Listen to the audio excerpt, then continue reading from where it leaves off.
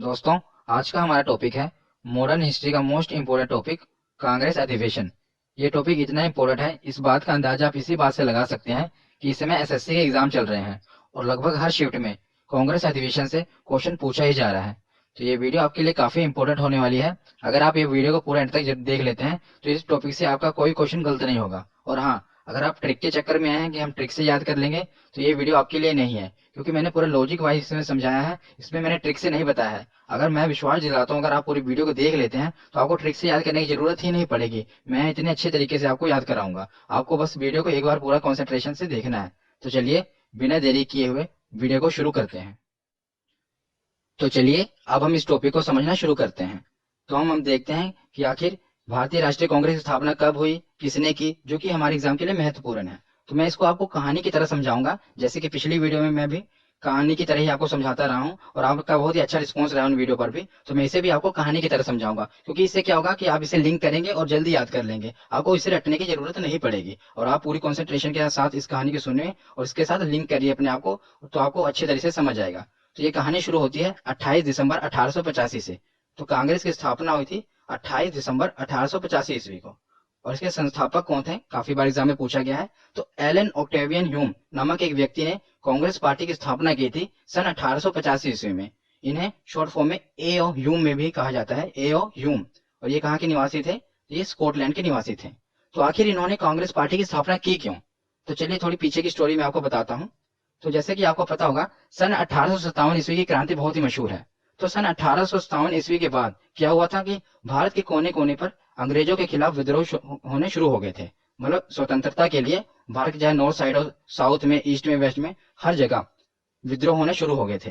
तो ए ह्यूम ने क्या सोचा, क्यों ना एक पार्टी यानी एक संघ का गठन किया जाए जो पूरे भारत का प्रतिनिधित्व करे, और वो जैसे कुछ भी प्रॉब्लम हो तो वो हमें बताए, तो उसके बाद हम सुनेंगे। मतलब उन्होंने इसलिए नहीं किया था कि ये स्वतंत्रता दिलाए, उन्हें ये नहीं पता था कि यही कांग्रेस बाद जो आज एक चिंगारी है, बाद में एक आग का रूप धारण कर लेगी और भारत की स्वतंत्रता के लिए इसका एक अहम योगदान होगा। उन्होंने इस सोच के लिए नहीं किया था। उन्होंने ये पार्टी इसलिए बनाई थी ताकि जैसे पूरे भारत का कुछ भी बात हो तो हमें बताएं और हमें इसका इसके बाद में सोचे और हमें इसे कैसे मैनेज करना है। इसलिए उन्होंने इस पार्टी को बनाया था। पर बाद में इसी पार्टी ने एक विकराल रूप धारण कर लिया और भारत की स्वतंत्रता के लिए एक अपना अहम योगदान दिया।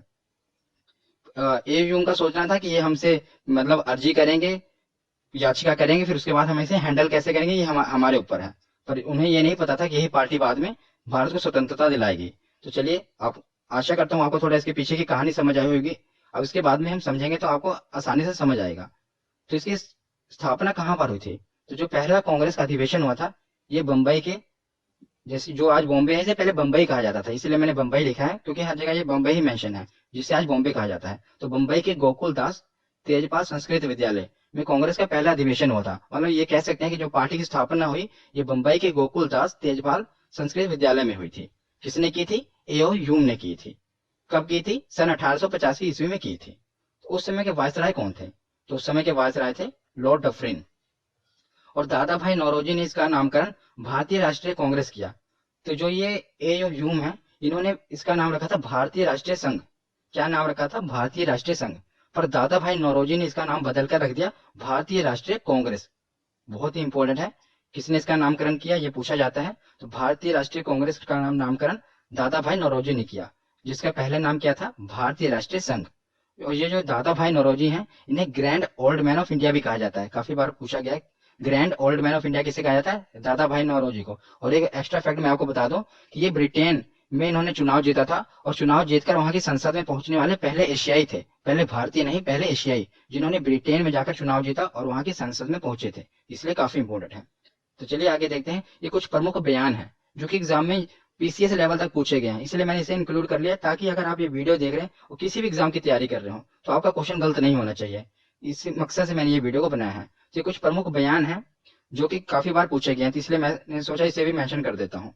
तो सबसे पहले देखते हैं, फिरोज शाह मेहता। इन्होंने कहा था कि कांग्रेस की आवाज जनता की आवाज नहीं है। इन्होंने ऐसा क्यों कहा था? क्योंकि ये जो पार्टी बनी थी, एक तो पहले अंग्रेजों ने बनाई थी। उन्होंने ये नहीं सोचा था ना कि आगे जाके यही पार्टी स्वतंत्रता दिलाएगी, आगे जाके ये सब व्यक्ति उनसे जुड़े। पर शुरुआत में इन्होंने ये बयान दिया था कि कांग्रेस की जो आवाज है ये जनता की आवाज नहीं है। क्योंकि जो ये पार्टी थी, आगे हम पढ़ेंगे कि जो शुरुआत में जो पहला अधिवेशन हुआ था उसमें सिर्फ 72 प्रतिनिधि जुड़े थे, मतलब सिर्फ 72 मेंबर थे, वो बहुत ही कम। जिन्होंने इसलिए कहा था कि जो कांग्रेस की आवाज है ये पूरी जनता की आवाज नहीं है, ये कुछ लोगों की ही आवाज है। उसके बाद जो समय के गवर्नर जनरल थे, मैंने आपको बताया जो वायसराय थे डफरिन, उन्होंने कहा था ये कि सूक्ष्मदर्शी अल्पसंख्यकों की संस्था है। सूक्ष्मदर्शी अल्पसंख्यकों की संस्था है, ये काफी बार एग्जाम में पूछा गया है कि सूक्ष्मदर्शी अल्पसंख्यकों की संस्था किसने कहा था, ये डफरिन ने कहा था। तो अगला बयान है अरविंदो घोष का, ये भी काफी इंपोर्टेंट है। ये कहते हैं कि कांग्रेस जो है ये भीख मांगने वाली संस्था है। इन्होंने ऐसा क्यों कहा, तो जैसा कि मैंने आपको पीछे बताया ना कि एओ ह्यूम ने पार्टी का गठन ही इस मकसद से किया था ताकि कुछ मेंबर हो और ये पूरे भारत का प्रतिनिधित्व करें और कुछ भी कोई भी बात हो ये हमारे आगे रिक्वेस्ट करें, फिर उसके बाद हम देखेंगे इसे हैंडल कैसे करना है। मतलब जो जगह जगह पे विद्रोह हो रहे हैं उन्हें दबाया जा सके और हम कह सके कि हम आपकी बात को सुन रहे हैं, पर उस बात को सुना ना सके, बस हैंडल एक कहने की बात है कि वो कहा जा सके कि पूरे भारत की ये पार्टी प्रतिनिधित्व कर रही है और हम आपकी बात सुन रहे हैं। मतलब उसे कैसे हैंडल करना है ये अंग्रेज ही देखते थे, इसीलिए मतलब ये जो सरकार के आगे रिक्वेस्ट करते थे, इसीलिए उन्होंने कहा था कि जो कांग्रेस है ये भीख मांगने वाली संस्था है, ये संघर्ष करना नहीं चाहती। उसके बाद आगे हम देखते हैं गांधी। गांधी जी ने कहा था कि कांग्रेस को अब समाप्त कर देना चाहिए। ये जो बयान दिया था ये गांधी जी ने ये दिया था सन 1947 ईस्वी के बाद, मतलब जो आजाद हो गई थी, भारत आजाद हो गया था, उसके बाद उन्होंने ये बयान दिया था कि कांग्रेस को अब समाप्त कर देना चाहिए, क्योंकि जिस मकसद के लिए कांग्रेस बनी थी उसका मकसद पूरा हो गया है, इसलिए अब कांग्रेस को समाप्त कर देना चाहिए। पर कांग्रेस इतनी फेमस हो चुकी थी उस समय भारत में, इसलिए उन्होंने बाकी लोगों ने जो बाकी मेंबर थे उन्होंने इसको समाप्त नहीं किया। पर गांधी जी का कहना था कि कांग्रेस को समाप्त कर देना चाहिए। ये कुछ प्रमुख बयान थे जो कि एग्जाम में पूछे जाते हैं, इसलिए मैंने इसे कवर किया, आप इन्हें याद रखना। तो चलिए अब हमें अपना टॉपिक शुरू करते हैं कि जो महत्वपूर्ण कांग्रेस अधिवेशन है। वैसे तो देखा जाए तो जो कांग्रेस के अधिवेशन है ये 50 से ज्यादा है, पर मैंने इसमें लगभग 17-18 कवर किए हैं। इससे बाहर आपको नहीं पूछा जाएगा क्योंकि यही बार बार रिपीट हो रहे हैं, इसीलिए मैंने पहले देखा कि कौन से रिपीट हो रहे हैं बार बार, उन्हीं को कवर किया है। इससे बाहर आपका कोई नहीं पूछा जाएगा। वैसे तो 50 से भी ज्यादा है, पर उतना हमें याद करने की कोई जरूरत है नहीं है, ना हम उतना याद कर पाएंगे। तो जितना हम याद कर सकते हैं और जो कि हमारे एग्जाम के लिए इंपॉर्टेंट है, मैंने सब कुछ इसमें कवर किया है और इसे करना कैसे याद वो भी मैं आपको बताऊंगा। तो चलिए पहले शुरुआत के देखते हैं। तो जैसे कि कांग्रेस के स्थापना कब हुई थी, 1885 से, तो हमें शुरुआत करनी है 1885 से। तो पहले चार आपको याद रखने हैं, लगातार याद रहेंगे। पहला 1885, दूसरा 1886, तीसरा 1887 और चौथा 1888। ये पहले चार अधिवेशन है। और ये अधिवेशन कहाँ कहाँ पर हुए, ये गौर करने की बात है कि यहाँ पर बहुत सोच समझ के ये अधिवेशन यहाँ पर किए गए थे। पहला बंबई में किया गया था, फिर कलकत्ता किया गया था, फिर मद्रास में किया गया था और इलाहाबाद किया गया था। अभी आप बस इसे सुनिए, आपको खुद याद रहेंगे। बस आप मैं आपको जो बताना चाहता हूँ आप वो समझिए कि अधिवेशन कहाँ कहाँ किए गए, इनके अध्यक्ष कौन कौन थे, बहुत सोच समझ कर किया गया था। तो जैसा कि आप देख रहे हैं कि पहला अधिवेशन बंबई में किया गया, उसमें अध्यक्ष कौन थे, विमेश चंद्र बनर्जी थे। और दूसरा जो है अधिवेशन कलकत्ता में किया गया, उसमें अध्यक्ष कौन थे, दादा भाई नौरोजी थे। तीसरा अधिवेशन मद्रास में किया गया, उसमें अध्यक्ष कौन थे, बदरुद्दीन तैयब थे। चौथा अधिवेशन इलाहाबाद में किया गया और उस समय अध्यक्ष कौन थे, जॉर्ज यूल। आप अध्यक्ष पर देख रहे हैं, अगर आप अध्यक्ष पर गौर करें तो जो पहले अध्यक्ष थे ये हिंदू थे, दूसरे पारसी थे, तीसरे मुस्लिम थे और चौथे ईसाई थे। ऐसा क्यों किया गया, ऐसा इसलिए किया गया ताकि लोगों को ये ना लगे कि जो कांग्रेस पार्टी है पर्टिकुलर किसी चीज की पार्टी, मतलब पर्टिकुलर धर्म की पार्टी है। ये सभी धर्मों को साथ लेकर चलना चाहते थे ताकि ये दिखाया जा सके कि हम पूरे भारत का प्रतिनिधित्व कर रहे हैं, इसीलिए उन्होंने सब धर्मों के अध्यक्ष बनाए। पहले चार अध्यक्ष आप गौर करेंगे, पहले हिंदू थे, दूसरे पारसी थे, तीसरे मुस्लिम थे और चौथे ईसाई थे। मतलब सभी धर्मों को इसमें इंक्लूड किया गया ताकि ये लगे, ये दिखाया जा सके कि जो कांग्रेस पार्टी है ये सभी पूरे भारत का प्रतिनिधित्व कर रही है, ना कि एक पर्टिकुलर जगह से अपना प्रतिनिधित्व कर रही है। और अब अगर ये देखें कि कौन कौन से स्थान थे, मैं आपको मैप से बताता हूँ। देखिए पहला अधिवेशन जो हुआ था ये हुआ था बंबई में, दूसरा अधिवेशन कहाँ पर हुआ, सीधा कोलकाता में, और तीसरा अधिवेशन कहाँ हुआ, इलाहाबाद में, और चौथा अधिवेशन कहाँ हुआ, मद्रास में। आप गौर कर रहे हैं कि कहाँ कहाँ पर अधिवेशन हुआ।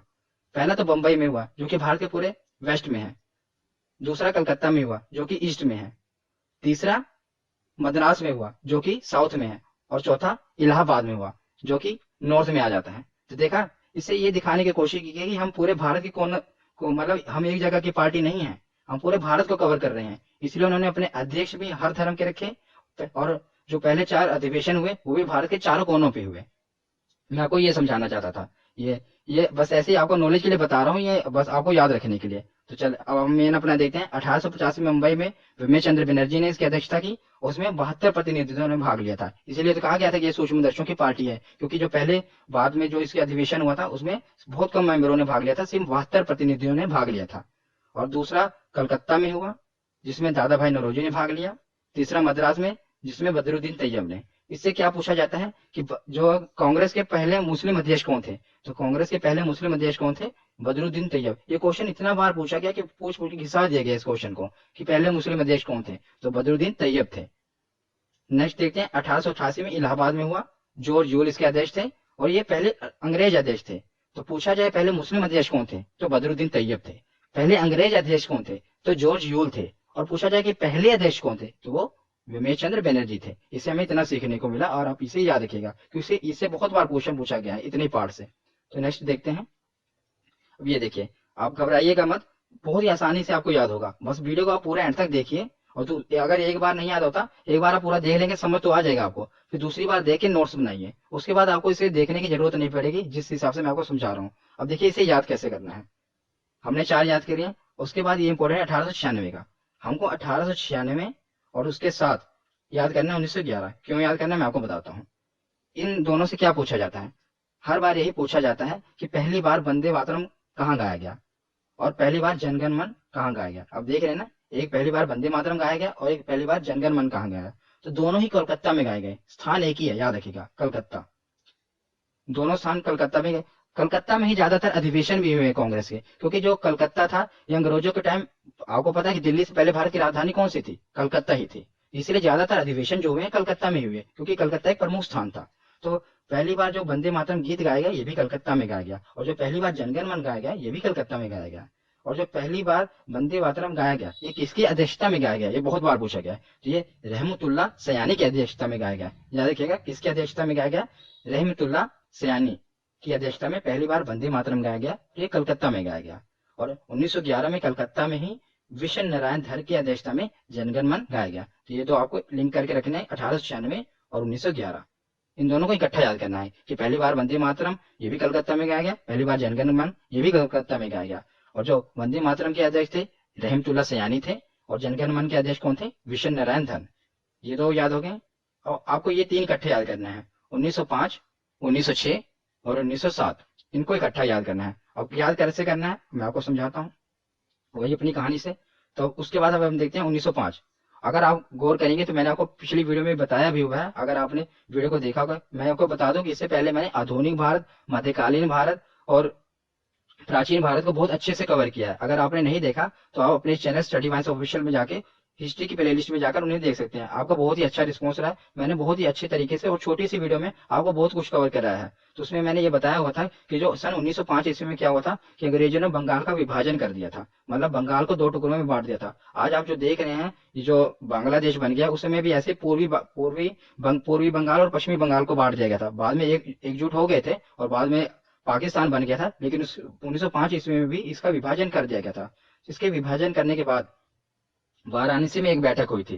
कहां पर, वाराणसी में, जिसकी अध्यक्षता किसने की थी, गोपाल कृष्ण गोखले। तो गोपाल कृष्ण गोखले कौन है, ये गांधी जी के गुरु भी माने जाते हैं। गोपाल कृष्ण गोखले ये गांधी जी के राजनीतिक गुरु हैं। कौन, गोपाल कृष्ण गोखले। इनकी अध्यक्षता में बंग भंग आंदोलन का समर्थन किया गया, मतलब उसके विरोध में बंग भंग से क्या मतलब बंग भंग मतलब बंग को भंग किया गया, मतलब बंगाल को विभाजित किया गया, उसके विरोध में आंदोलन किया गया, उसका समर्थन किया गया था। क्योंकि 1905 में ही, आप याद रख सकते हैं ना इसे, कि 1905 में ही बंगाल का विभाजन हुआ था। तो उसी समय बंग भंग आंदोलन का समर्थन किया गया था 1905 में ही। पूछा क्या जाता है कि बंग भंग आंदोलन का समर्थन कब हुआ था, तो सन 1905 ईस्वी में। और इसके अध्यक्ष कौन थे, याद रखिएगा, अध्यक्ष ये पूछा जाता है। तो गोपाल कृष्ण गोखले जो गांधी जी के राजनीतिक गुरु हैं, ये उनके अध्यक्ष थे।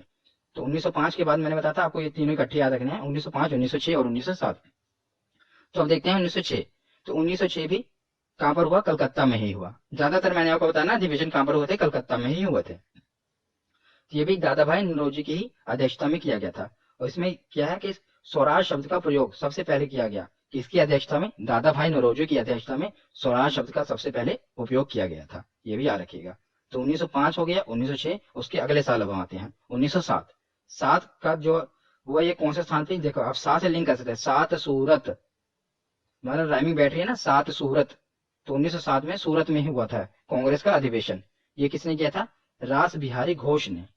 किसने, रास बिहारी घोष में। तो इस समय क्या हुआ कि कांग्रेस का विभाजन हो गया और नरम दल और गरम दल में बढ़ गया। क्योंकि क्या हुआ कि कुछ नेता थे, उनको वो कहते थे कि हम अंग्रेज सरकार के आगे गिड़गिड़ा नहीं सकते। जैसे कि इस पार्टी का क्या था कि कि कोई भी बात होती तो उसे रिक्वेस्ट की जाती थी। तो उनका नेताओं का वो कुछ मतलब गर्म स्वभाव के थे, इसीलिए नाम गर्म दल रखा कि हम संघर्ष करेंगे, हिंसात्मक भी हिंसा भी अपनाएंगे, लेकिन सरकार के आगे गिड़गिड़ाएंगे नहीं। इसलिए इसका विभाजन हो गया, कांग्रेस का विभाजन नरम दल में और कुछ गर्म दल में, इनका विभाजन हो गया। ये मैंने जो इससे पहले हिस्ट्री की वीडियो बनाई है उसमें बहुत अच्छी तरीके से बताया हो कि नरम दल के कौन से नेता थे, गर्म दल के कौन से नेता थे। अगर आपने वो वीडियो नहीं देखी तो आप जरूर जाके देख लेना। तो ये क्या हुआ, 1907 में कांग्रेस का विभाजन हो गया। ये पूछा जाता है कि किस अधिवेशन में कांग्रेस का विभाजन हुआ, तो सूरत के अधिवेशन में, जिसके अध्यक्ष थे रास बिहारी घोष, उसमें कांग्रेस का विभाजन हो गया था। ठीक है, और आखिरी वाला तो हमने कर ही लिया। जिसको याद कैसे करना है एक बार मैं आपको बताता हूँ। 1896 और 1911 को याद करना है, जनगणमन और वंदे मातरम, और 1905, 1906 और 1907 को इकट्ठा याद करना है। तो उसके बाद अब कुछ ही बचे हैं, इन्हें भी देख लेते हैं। तो हम देखते हैं 1916, ये कहाँ पर हुआ, लखनऊ में। और अंबिका चरण मजूमदार, वेरी वेरी इंपॉर्टेंट, ये भी पूछा भी गया था इसलिए इसको इंक्लूड किया है। 1916 में लखनऊ में अंबिका चरण मजूमदार अध्यक्ष थे। ये क्यों पूछा जाता है ये भी मैं आपको बताता हूँ। क्योंकि इस समय जितने भी विभाजन हुए थे ना, जैसे मैंने आपको बताया था अभी पीछे हमने पढ़ा ना कि 1907 में क्या हुआ था, कांग्रेस का विभाजन हो गया था। और 1916 मतलब 9 सालों बाद क्या हुआ, जितने विभाजन हुए थे, जैसे 1906 में क्या हुआ था, मुस्लिम लीग बट गई थी। मतलब मैंने आपको बताया नहीं इसमें, मैंने पिछली वीडियो में बताया हुआ था कि जो मुस्लिम लीग की स्थापना हुई 1906 ईस्वी में हुई थी। ठीक है ना, आप बता देता हूँ। तो और जो नरम दल गरम दल है, इनकी विभाजन हुआ था 7 में। तो क्या हुआ कि 1916 में जितने भी दल थे सब एकजुट हो गए। अब यहाँ पर आप देखेंगे ना, यही पूछा जाता है कि सब दल जो थे इनका समझौता कब हुआ। जैसे मुस्लिम लीग, कांग्रेस, नरम दल और गरम दल, सबके मध्य में समझौता हो गया, मतलब सब आपस में एकजुट हो गए। कब, 1916 में। इस इसमें क्वेश्चन क्या बना था अभी कि ये किसकी अध्यक्षता में एकजुट हुए थे, तो अंबिका चरण मजूमदार की अध्यक्षता में ये एकजुट हुए थे। अब मैं अगर आपको बता दूं, ये इतना इंपॉर्टेंट है इसलिए मैं आपको इसको याद करने की ट्रिक भी बता सकता हूँ इसमें। जैसे आप देखेंगे अध्यक्ष कौन थे, अंबिका चरण मजूमदार। इसको आप थोड़ा रिलेट करेंगे, जैसे अंबिका चरण मतलब माँ अम्बे के चरण में गिर के, आप इसको ऐसे याद कर सकते हैं कि माँ अम्बे के चरण में गिर के जितनी भी पार्टियां थी ये एकजुट हो गई। माँ अम्बे के चरण में गिर के जो पार्टियां थी वो एकजुट हो गई। उन्होंने माँ अम्बे के चरण में गिर के ये कसम खाई कि अब हम एकजुट हो जाएंगे, मतलब एकता में रहेंगे। ठीक है ना, ये इंपॉर्टेंट है इसलिए मैंने आपको थोड़ा ट्रिक से बता दिया क्योंकि ये अभी पूछा भी गया था। तो उसके बाद अगले साल 1917, ये काफी इंपॉर्टेंट क्यों है, इसका अधिवेशन भी लखनऊ कलकत्ता में हुआ, सॉरी कलकत्ता में हुआ। ज्यादातर मैंने आपको बताया ना कलकत्ता में ही हुए हैं। और इसकी अध्यक्षता किसने की थी, तो एनी बेसेंट ने की थी। ये क्यों इंपॉर्टेंट है, क्योंकि ये प्रथम महिला अध्यक्ष थी। अब थोड़ा हम रिपीट करते हैं। पहले मुस्लिम अध्यक्ष कौन थे, बदरुद्दीन तैयब थे। तो और उसके बाद पहले अध्यक्ष कौन थे, तो विमल चंद्र बनर्जी थे। मैंने आपको पीछे बताया ना, देखो पहले अध्यक्ष कौन थे, विमल चंद्र बनर्जी थे। पहले मुस्लिम अध्यक्ष कौन थे, बदरुद्दीन तैयब थे। ये जो पहले पहले है ना, ये काफी बार पूछा गया, बहुत ही बार पूछा गया है। और पहले अंग्रेज अध्यक्ष कौन थे, तो जॉर्ज यूल थे। ये 3 यहाँ से हो गए। अब उसके बाद हम देख रहे हैं कि पहली महिला अध्यक्ष कौन थी, तो एनी बेसेंट थी। इसमें काफी कंफ्यूजिंग है एक ये चीज में कि पहली महिला अध्यक्ष और पहली भारतीय महिला अध्यक्ष। ये देखिए, जैसा कि आप ये देख रहे हैं 1925 में कानपुर में जो अधिवेशन हुआ था उसमें सरोजिनी नायडू अध्यक्ष थी और ये पहली भारतीय महिला अध्यक्ष थी। और जो ये अब 1917 में देख रहे हैं, ये कलकत्ता में जो अधिवेशन हुआ था, एनी बेसेंट इसके अध्यक्ष थी। ये पहली महिला अध्यक्ष थी। मतलब पहली महिला अध्यक्ष पूछा जाए, इसी में बार बार कंफ्यूजिंग क्रिएट करता है एग्जामिनर। वो ये पूछता है कि पहली महिला अध्यक्ष कौन थी, तो पहली महिला अध्यक्ष तो एनी बेसेंट थी। लेकिन अगर वहां पर लिखा आ जाए कि पहली भारतीय महिला अध्यक्ष कौन थी, तो पहली भारतीय महिला अध्यक्ष सरोजिनी नायडू थी। ये आपको याद रखना है। तो 1917 और 1925 को रिलेट करके चलना है कि 1917 को जो कोलकाता का अधिवेशन हुआ था, एनी बेसेंट वो पहली महिला अध्यक्ष थी। और 1925 का जो अधिवेशन था, सरोजिनी नायडू जिसकी अध्यक्ष थी, वो पहली भारतीय महिला अध्यक्ष थी। तो 1916, 1917 और 1925 ये तीनों हमने याद किए। अब ये बच्चे 1920 और 24, ये भी काफी इंपॉर्टेंट है। मैंने इंपॉर्टेंट इसमें कवर किए हैं, इसलिए बताने की कोई जरूरत नहीं है कि ये भी इंपॉर्टेंट है, ये भी इंपॉर्टेंट है, क्योंकि जो जो इंपॉर्टेंट है मैंने वो सभी कवर किए हैं। तो मैंने आपको बताया था ना कि 50 से ज्यादा है, लेकिन जो जो इंपॉर्टेंट है मैंने उन्हीं के कवर किया, क्योंकि एक किसी न किसी भी एग्जाम में पूछे गए हैं। तो जो 1920 का हुआ था, ये नागपुर में हुआ था। कहाँ पर हुआ था, नागपुर में। वीर राघवाचारी इसके अध्यक्ष थे। तो अगर आप थोड़ा लिंक करें, मैंने जब आपको महात्मा गांधी जी का पूरा बताया था वीडियो में, गांधी आंदोलन जितने भी आंदोलन गांधी जी ने किए थे, मैंने उसके ऊपर एक डेडिकेटेड वीडियो बनाई हुई है, आप अपने इस चैनल पे जाकर जरूर देखना। तो 1920 का टाइम अगर आप याद करेंगे तो उस समय क्या हो रहा था, 1920 ईस्वी में असहयोग आंदोलन हो रहा था ना। गांधी जी ने असहयोग आंदोलन कब किया था, मैंने उस समय भी आपको बताया था। तो गांधी जी ने 1920 ईस्वी में असहयोग आंदोलन किया था। ये 1920 ईस्वी की बात है। ये नागपुर में इसका अधिवेशन हुआ और वीर राघवाचारी इसके अध्यक्ष थे, क्योंकि असहयोग आंदोलन अंग्रेजों के खिलाफ हो रहा था, तो कोई वीर व्यक्ति ही चाहिए ना जो इसके खिलाफ अध्यक्षता रखे। तो वीर राघवाचारी थे वो, उन्होंने इसके वो अध्यक्ष बने थे। तो इस समय क्या हुआ था, असहयोग प्रस्ताव पारित हुआ था। तो उसी के बाद गांधी जी ने असहयोग आंदोलन किया था। वो पारित कहाँ हुआ था, इसी अधिवेशन में हुआ था। और इसमें दो चीजें हुई थी, और कांग्रेस के जो संविधान में परिवर्तन हुआ था। अगर कोई गठन, कोई भी संगठन बन रहा है तो ऐसे कैसे चलता है, कोई ना कोई संविधान, कोई रूल रेगुलेशन चाहिए ना। तो जो कांग्रेस का संविधान था उसमें परिवर्तन हुआ था। परिवर्तन क्या हुआ था, मैं आपको नॉलेज के लिए बता देता हूँ। इसमें यह परिवर्तन हुआ था कि इसमें यह हुआ था कि अगर कोई भी 21 वर्ष की आयु वाला व्यक्ति अब कांग्रेस का अध्यक्ष बन सकता है, और उसको बनने के लिए उसे क्या होना करना पड़ेगा, 25 पैसे का चंदा देना पड़ेगा। तो दो कंडीशन थी, एक तो उसे 25 पैसे का चंदा देना पड़ेगा, एक तरह आप एंट्री फीस समझ लीजिए, 25 पैसा चंदा देकर, और उसकी आयु 21 वर्ष की होनी चाहिए। तो अगर वो 21 वर्ष का है और 25 पैसा चंदा देता है तो कांग्रेस पार्टी का मेंबर बन सकता है, ठीक है ना। तो कांग्रेस पार्टी के संविधान में परिवर्तन हुआ था और असहयोग प्रस्ताव पारित हुआ था। इसे तो याद रखना मुश्किल नहीं है, मैंने आपको बताया ना 1920 ईस्वी में हुआ, क्योंकि 1920 ईस्वी में ही असहयोग आंदोलन हुआ, काफी फेमस था, तो आपको याद होना चाहिए। और वीर, मैंने कहा ना, कोई असहयोग आंदोलन अंग्रेजों के खिलाफ हुआ तो कोई वीर व्यक्ति ही चाहिए, तो उसका अध्यक्षता वीर राघवाचारी ने की। बाकी मैंने आपको बताया कि संविधान में परिवर्तन भी इसी समय हुआ था, और असहयोग प्रस्ताव यहाँ पर पारित हुआ। पारित होने के बाद आंदोलन हुआ था, ठीक है। उसके बाद आता है 1926, मोस्ट इंपोर्टेंट। ये क्वेश्चन तो इतनी बार पूछा गया, इतनी बार पूछा गया, कहने की कोई हद नहीं है कि 1924 का जो अधिवेशन है ये क्यों फेमस है, क्योंकि महात्मा गांधी ने इसकी अध्यक्षता की थी। और याद रखिएगा, पूरे जीवन काल में महात्मा गांधी ने सिर्फ एक ही बार अध्यक्षता की थी कांग्रेस की, वो ये थी बेलगांव में की थी। बेलगांव कहाँ में है, कर्नाटक में है। तो बेलगांव में महात्मा गांधी ने अध्यक्षता की थी, कितनी बार, सिर्फ एक ही बार। ये प्रश्न पूछा गया कांग्रेस के अध्यक्ष कितनी बार बने महात्मा गांधी, तो आपने कई, हम सोचते होंगे कि महात्मा गांधी मतलब कई बार बने होंगे, लेकिन नहीं, वो सिर्फ एक ही बार अध्यक्ष बने हैं, वो भी सन 1924 ईस्वी में बने हैं। उसके बाद इन्होंने कभी भी अध्यक्षता नहीं की, न इससे पहले कभी की, सिर्फ एक ही बार की, वो बेलगांव में की। इसलिए मैंने लिखा ना, गांधी जी सिर्फ एक ही बार अध्यक्ष बने हैं, इसलिए काफी इंपोर्टेंट बन जाता है कि गांधी जी कब किस अधिवेशन में अध्यक्ष बने थे, तो बेलगांव के अधिवेशन में वो अध्यक्ष बने थे। तो याद हो गया, 1925 वाला मैंने आपको बता ही दिया था। तो इसको याद करने का तरीका कैसे था, 1916 का याद करना था, अंबिका चरण मजूमदार, अंबे माँ के चरणों में गिर के सभी पार्टियां एक मतलब इकट्ठा होने की उन्होंने कसम खाई। उसके बाद 1917 और 1925 को इकट्ठा याद करना है, क्योंकि ये पहली महिला अध्यक्ष थी और ये पहली भारतीय महिला अध्यक्ष थी। और 1920 वाला कोई वीर ही करेगा सहयोग आंदोलन, और महात्मा गांधी एक ही बार माने, ठीक है। ये चारों हो गए, बस अब कुछ ही बचे हैं, यही चार बचे हैं। इसके अलावा अगर कोई भी क्वेश्चन नहीं बनेगा, आप टेस्ट लगा लेना, आप मतलब देखना कि प्रीवियस ईयर में कौन कौन से क्वेश्चन बने हैं, इससे बाहर कोई भी क्वेश्चन नहीं बनेगा। अब उस देखना है, ये देखो याद कैसे करना। 1919 सॉरी 1929 और 1931 ये दोनों पाकिस्तान में हुए, एक लाहौर में हुआ और एक कराची में हुआ। और इसकी अध्यक्षता भी किसने की, एक भारत के प्रधानमंत्री ने की, और 1931 वाले भारत के उप प्रधानमंत्री। भारत के पहले प्रधानमंत्री कौन थे, जवाहरलाल नेहरू, और भारत के पहले उप प्रधानमंत्री कौन थे, वल्लभ भाई पटेल। तो दोनों ने ही पाकिस्तान में अध्यक्षता की थी। इंटरेस्टिंग है। जो जवाहरलाल नेहरू थे इन्होंने लाहौर में की थी, लास्ट याद रखना, लाल लाहौर। और जो कराची वाला है ये वल्लभ भाई पटेल ने की थी, ठीक है ना, 2 साल बाद।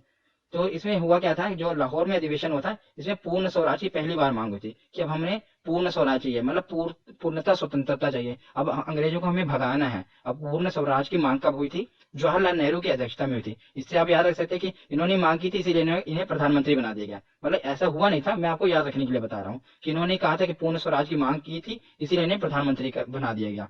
क्योंकि ये क्वेश्चन पूछा जाता है कि पूर्ण स्वराज की मांग किसकी अध्यक्षता में हुई थी, तो जवाहरलाल नेहरू की अध्यक्षता में हुई थी। पर और ये कहां पर हुई थी, लाहौर में अधिवेशन हुआ था, ठीक है ना। नेक्स्ट देखते हैं 1931 कराची, 2 साल बाद कराची में हुआ। उन्हें प्रधानमंत्री बना देगा कौन, वल्लभ भाई पटेल।